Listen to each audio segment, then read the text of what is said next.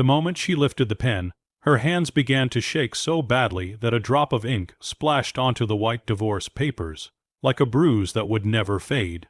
Around her, the Christmas party glittered in bright daylight, gold ribbons, crystal glasses catching the sun, forced laughter echoing across the hall, but inside her chest, something was breaking apart in complete silence. She signed anyway, tears sliding down her cheeks, because sometimes heartbreak doesn't ask for permission, and no one in that room had any idea that the woman they barely noticed was the hidden heir to one of the largest fortunes in the country. If you believe that kindness, second chances, and unseen strength still matter in this world, take a moment right now to like this video, share it with someone who needs hope, leave a comment, and subscribe to the channel Good Deed Stories. Your support helps these stories reach hearts that need them most.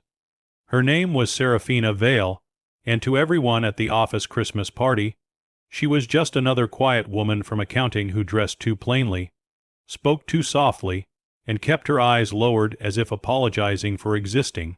The party was held during the day, sunlight pouring through tall windows, reflecting off ornaments and white tablecloths, making everything look cheerful enough to hide the cruelty beneath it. Serafina had been married for 7 years to a man who loved ambition more than people, and appearances more than truth. He had insisted on signing the divorce papers here, in public, under the excuse of ending the year clean. What he really wanted was to humiliate her one last time. Serafina had met him long before grief reshaped her life. Back then, she had walked away from unimaginable wealth after losing her parents in a private plane crash, choosing anonymity over endless questions, silence over spotlight. The fortune was placed in a trust she never touched, and she took a modest job under a different last name, determined to live as an ordinary person. She believed love should come before power, that respect should exist without money. For a while, she thought she had found that kind of love, but over time her husband grew colder, harsher, embarrassed by her simplicity, irritated by her refusal to chase status. The marriage didn't break suddenly, it eroded slowly, like stone worn down by quiet water. The Christmas party was supposed to be cheerful, but it felt like a stage built for her undoing. Colleagues whispered as she walked past, noticing her red eyes, the thinness of her smile. Some assumed she had done something wrong. Others barely noticed at all. Her husband stood confidently beside her, charming as ever, already telling people how amicable the separation was, how relieved he felt to finally move on. Serafina stood beside him like a shadow, clutching the pen as if it were the last thing holding her upright. When she finally signed, she felt strangely empty, as though even her tears were tired. Afterward, she slipped away from the center of the room and stood near a window, staring at the bright winter sky. The city outside buzzed with life, people rushing by with shopping bags and laughter, unaware that a woman inside was quietly losing everything she thought she was. She wondered for a fleeting moment whether choosing anonymity had been a mistake. Not because she wanted revenge, but because she was so very tired of being underestimated, overlooked, and hurt without consequence. Yet even in that thought, she felt shame. She didn't want power. She wanted peace. What Serafina didn't realize was that her quiet dignity had not gone completely unseen.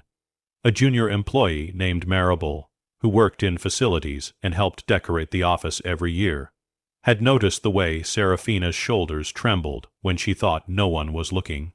Maribel had no idea about billionaires or hidden fortunes. She only saw a woman in pain standing alone at a Christmas party meant for joy. So she did the simplest thing imaginable. She walked over and offered a napkin, a glass of water, and a gentle presence without questions. That small act didn't erase the pain, but it reminded Serafina that she was still human, still worthy of care. The rest of the afternoon passed in a blur. Serafina left early, stepping into the daylight with swollen eyes and a heavy heart. She walked instead of calling a car, letting the cold air sting her face, grounding her in the present. Each step felt like a farewell, not just to her marriage, but to the version of herself that believed endurance alone could save broken things. By the time she reached her small apartment, the sun was already dipping lower, casting long shadows across the floor. She sat on the edge of her bed and allowed herself finally to cry without restraint. In the days that followed, the consequences of the divorce began to surface. Friends she had shared with her husband stopped calling. Invitations disappeared. At work, whispers grew louder. assumptions crueler. Her husband quickly began presenting himself as a victim who had escaped a difficult marriage, and people believed him because confidence is often mistaken for truth. Serafina kept her head down and did her job, absorbing each small humiliation with quiet grace. But something inside her was changing.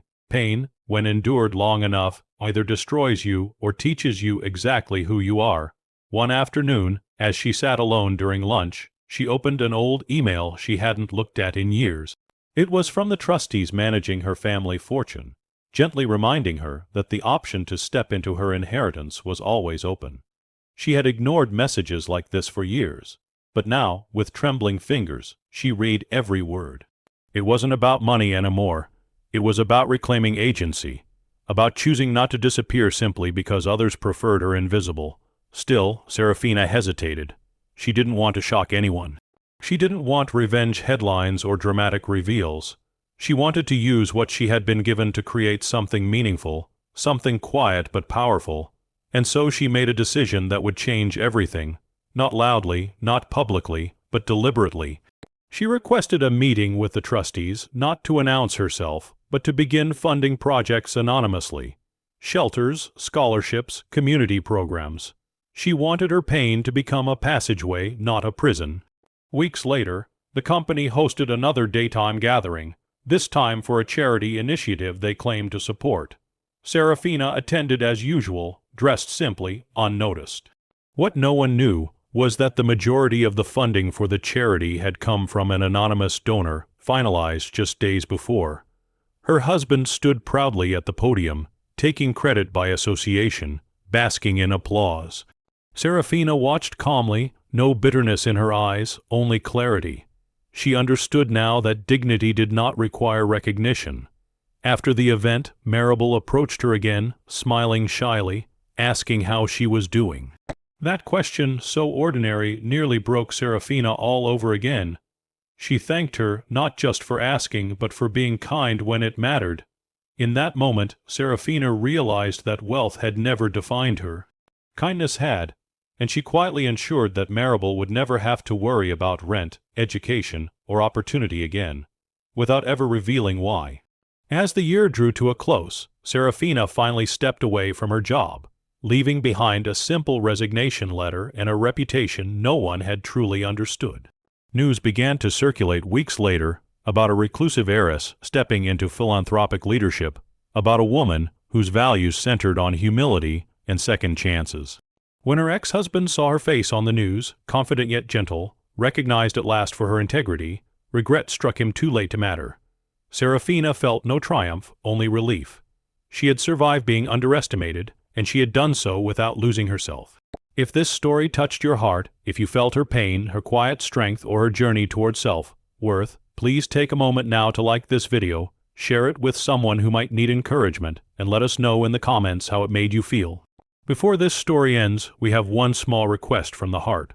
Please comment the word kindness if you believe that even the smallest act can change someone's life.